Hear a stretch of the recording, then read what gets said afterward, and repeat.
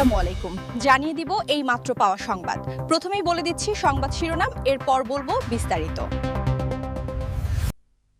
পুরো ঢাকা আজ এক ভয়াবহ রণক্ষেত্র আর হাড়হিম করা রাজনৈতিক সংঘাতের সাক্ষী। আজ সবথেকে বড় ব্রেকিং নিউজ, সরাসরি হাসনাত আবদুল্লার হুঙ্কার, বিএনপি বেশি বাড়াবাড়ি করলে কি তবে সবাইকে দিল্লি পাঠিয়ে দেওয়া হবে? রাজধানীর রাজপথে আজ কেন শুরু হল এনসিপি এবং বিএনপির মধ্যে এই নজিরবিহীন ও রক্তক্ষয়ী সংঘর্ষ? কেন হঠাৎ ওলটপালট হয়ে গেল সব প্রশাসনিক সমীকরণ? আর পর্দার আহচনা এই বিশাল দাবার চালের আসল রহস্য কী? আগামীর ক্ষমতা দখলের এই রোমহর্ষক সত্য জানতে ভিডিওটি 1 সেকেন্ডও না টেনে শেষ পর্যন্ত দেখুন। আরও জানাব, তিস্তা মহাপরিকল্পনা বাস্তবায়নে চীনের সহযোগিতা চাইল বাংলাদেশ। উত্তরাঞ্চলের লাখো মানুষের ভাগ্য বদলে দিতে পারে এই বড় প্রকল্প। শুরু হয়েছে নতুন আলোচনা। এতক্ষণ শুনছিলেন শিরোনাম, এখন বলবো বিস্তারিত। তাই ভিডিওটিতে একটি লাইক দিয়ে চ্যানেলটা সাবস্ক্রাইব করে সম্পূর্ণ ভিডিওটা মনোযোগ দিয়ে দিক। পুরো বাংলাদেশ আজ এক অভাবনীয় আতঙ্ক আর সব রাজনৈতিক সমীকরণ লণ্ডভণ্ড করে দেওয়া এক ঐতিহাসিক সংঘাতের সাক্ষী হয়ে থাকল। আজ সবথেকে বড় ব্রেকিং নিউজ আমাদের হাতে এসেছে। রাজধানীর রাজপথে আজ এক বিশাল বিস্ফোরণ ঘটেছে যখন খবর ছড়িয়ে পড়েছে যে জাতীয় নাগরিক কমিটি বা এনসিপি এবং বিএনপির নেতাকর্মীদের মধ্যে এক ভয়াবহ ও রক্তক্ষয়ী সংঘাত বেঁধেছে। প্রত্যক্ষদর্শী এবং মাঠ পর্যায়ের সূত্রকে তালা অত্যন্ত চাঞ্চল্যকর ও শিউরে ওঠার মতো তথ্য অনুযায়ী রাজধানীর গুরুত্বপূর্ণ পয়েন্টগুলোতে দুই পক্ষের নেতাকর্মীরা একে অপরের ওপর ঝাঁপিয়ে পড়লে মুহূর্তের মধ্যে পুরো এলাকা এক রণক্ষেত্রে পরিণত হয়। এই খবরটি ছড়িয়ে পড়ার পর থেকেই প্রতিটি মোড়ে এবং সাধারণ মানুষের মনে এক বিশাল আতঙ্ক আর বিস্ময় সৃষ্টি হয়েছে। কিন্তু সবথেকে বড় ধামাকা আর আসল রোমাঞ্চকর খবর হল ছাত্র আন্দোলনের অন্যতম সমন্বয়ক হাসনাত আবদুল্লার সেই বিস্ফোরক মন্তব্য অনুযায়ী হাসনাত আবদুল্লাহ সরাসরি হুঙ্কার দিয়ে বলেছেন যে বিএনপি যদি জন আকাঙ্ক্ষার বাইরে গিয়ে বেশি বাড়াবাড়ি করে তবে তাদের কঠোর পরিণতির সম্মুখীন হতে হবে এবং প্রয়োজনে সবাইকে দিল্লি পাঠিয়ে দেওয়া হবে। তাঁর এই মন্তব্য মুহূর্তের মধ্যে পুরো রাজনৈতিক অঙ্গনে এক বিশাল অগ্নিকাণ্ড ঘটিয়ে দিয়েছে এবং রাষ্ট্রযন্ত্রকে স্তব্ধ করে দিয়েছে। রাজনৈতিক বিশ্লেষকরা বলছেন, এই ধরনের সরাসরি হুঁশিয়ারি এবং রাজপথে দুই পক্ষের মুখোমুখি অবস্থান দেশের বর্তমান স্থিতিশীলতাকে এক চূড়ান্ত অনিশ্চয়তার দিকে ঠেলে দিয়েছে। হঠাৎ করে এই নাটকীয় পরিবর্তন এবং রাজপথে এমন শক্তি প্রদর্শন পুরো দক্ষিণ এশিয়ায় এক বিশাল তোলপাড় সৃষ্টি করেছে। এই রহস্যময় পট পরিবর্তন আর হাসনাত আবদুল্লার এই হুঙ্কারের নেপথ্যে আসলে কোন ভয়ঙ্কর ও রোমহর্ষক সত্য লুকিয়ে আছে, আজ তার সব গোপন তথ্য আপনাদের সামনে সরাসরি উন্মোচন করব।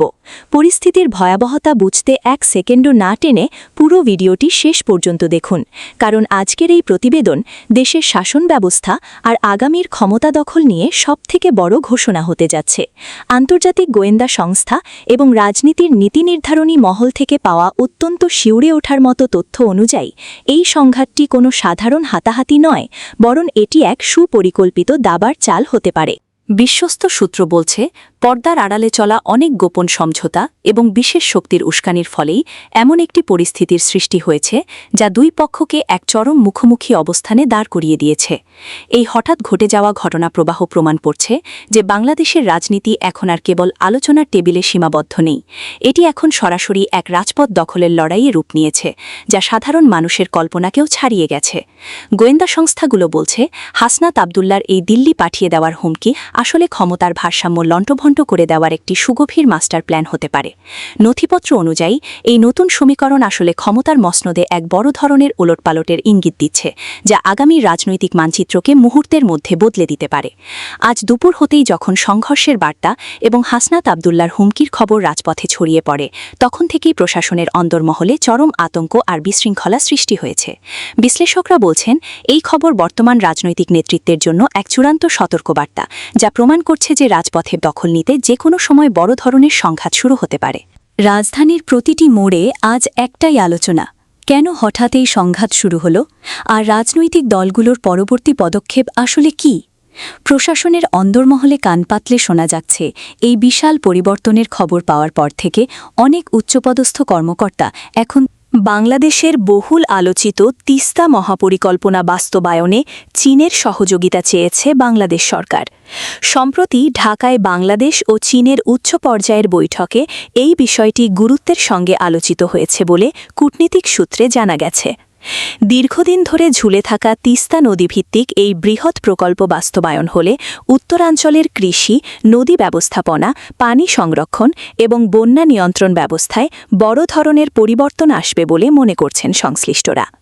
জানা গেছে, তিস্তা মহাপরিকল্পনার আওতায় নদী খনন, তীর সংরক্ষণ, জলাধার নির্মাণ, সেচ ব্যবস্থার উন্নয়ন এবং নদীকেন্দ্রিক অবকাঠামো গড়ে তোলার পরিকল্পনা রয়েছে।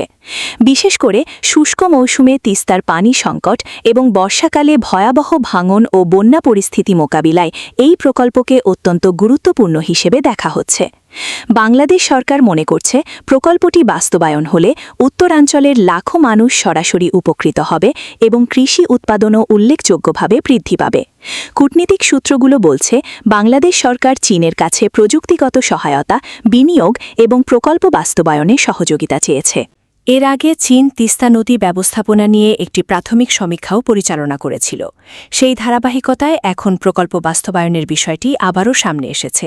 তবে এখনও চূড়ান্ত কোনো চুক্তি স্বাক্ষর হয়নি বলে জানা গেছে। বিশেষজ্ঞদের মতে, তিস্তা মহাপরিকল্পনা শুধু একটি উন্নয়ন প্রকল্প নয়, এটি বাংলাদেশের উত্তরাঞ্চলের অর্থনীতি ও পরিবেশের সঙ্গে সরাসরি জড়িত। দীর্ঘদিন ধরে তিস্তা নদীর পানি বণ্টন নিয়ে বাংলাদেশ ও ভারতের মধ্যে আলোচনা চললেও কাঙ্ক্ষিত সমাধান না হওয়ায় নদীটির ব্যবস্থাপনায় বিকল্প পরিকল্পনার প্রয়োজনীয়তা বেড়েছে। এ অবস্থায় চীনের সহযোগিতার বিষয়টি নতুন করে আলোচনায় এসেছে। এদিকে এই প্রকল্প নিয়ে রাজনৈতিক ও কূটনৈতিক মহলেও আলোচনা চলছে। কেউ কেউ মনে করছেন, চীনের সম্পৃক্ততা দক্ষিণ এশিয়ার ভূরাজনীতিতে নতুন মাত্রা যোগ করতে পারে। তবে বাংলাদেশ সরকার বলছে, এটি সম্পূর্ণ উন্নয়নমূলক একটি প্রকল্প এবং দেশের মানুষের স্বার্থেই আন্তর্জাতিক সহযোগিতা নেওয়া হচ্ছে। স্থানীয় জনগণের মধ্যেও তিস্তা মহাপরিকল্পনা নিয়ে ব্যাপক আগ্রহ দেখা গেছে। বিশেষ করে রংপুর ও লালমনিরহাট অঞ্চলের মানুষ আশা করছেন, প্রকল্পটি বাস্তবিত হলে নদী ভাঙন কমবে, সেচ সুবিধা বাড়বে এবং কৃষি ও জীবনযাত্রায় ইতিবাচক পরিবর্তন আসবে। এখন সবাই অপেক্ষা করছে, কবে এই বহু প্রতীক্ষিত প্রকল্প বাস্তবায়নের কাজ আনুষ্ঠানিকভাবে শুরু হয়।